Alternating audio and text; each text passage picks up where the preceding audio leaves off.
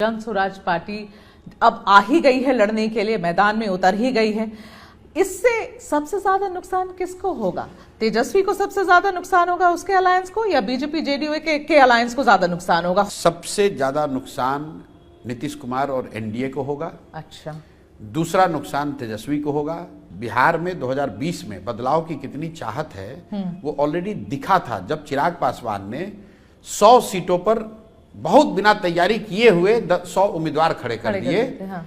तो नीतीश कुमार बिल्कुल आधी सीटें उनकी रह गई।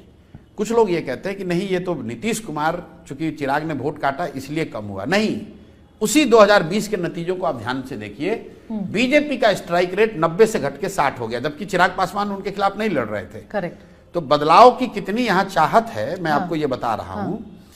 2010 में जब नीतीश कुमार और भाजपा साथ में लड़े थे तो बीजेपी का स्ट्राइक रेट था 101 सीट लड़े थे, 90 सीट जीते थे। ठीक है। 90%। हाँ। नीतीश कुमार 142 लड़े थे और उसमें 117 जीते थे। ठीक है।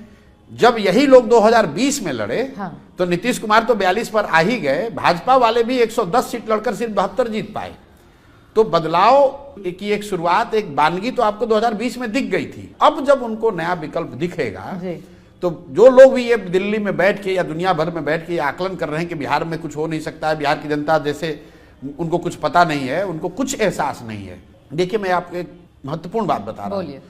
जिनको भी ऐसा लगता है कि बिहार में तो कुछ बदल नहीं सकता है, उनके जानकारी के लिए बता दूं कि लालू यादव जी जब 1995 में एक ही बार जीवन में बिहार जीते और जब पशुपालन घोटाला की बात सामने आ गई, उनके राज को जंगल राज के तौर पर देख लिया गया, तो चाहे उनकी जितनी ताकत है, चाहे जो समीकरण उन्होंने बना लिया हो, आज तक लालू यादव बिहार का नेतृत्व नहीं कर पाए। बात सही। दूसरी बात, नीतीश कुमार ने चाहे जितना प्रयास किया हो, चाहे उनके पीछे कोई हो, चाहे वो महागठबंधन में रहे हो या भाजपा के साथ हो, जिस दिन कोविड में उनके सुशासन की कलई खुल गई उसके बाद से नीतीश कुमार का राजनीतिक इकबाल खत्म है।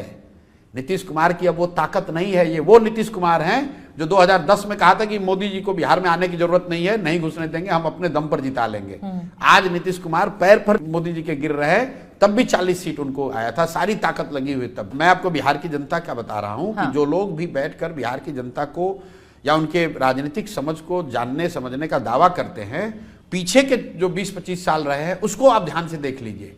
कांग्रेस ने अगर यहां 40 वर्ष गलती की तो कांग्रेस आज तक यहां 2.5% में भी 10% पर भी नहीं पहुंच पाई है। हाँ। लालू जी ने एक बार अगर पशुपालन में चारा घोटाला में लालू जी का नाम आ गया, जंगल राज हो गया, तो लालू जी फिर वापस यहां नेतृत्व नहीं कर सके। समझ रहे हैं। तो एक बार, और नहीं, ये बात नीतीश और भाजपा पर भी लागू होती है।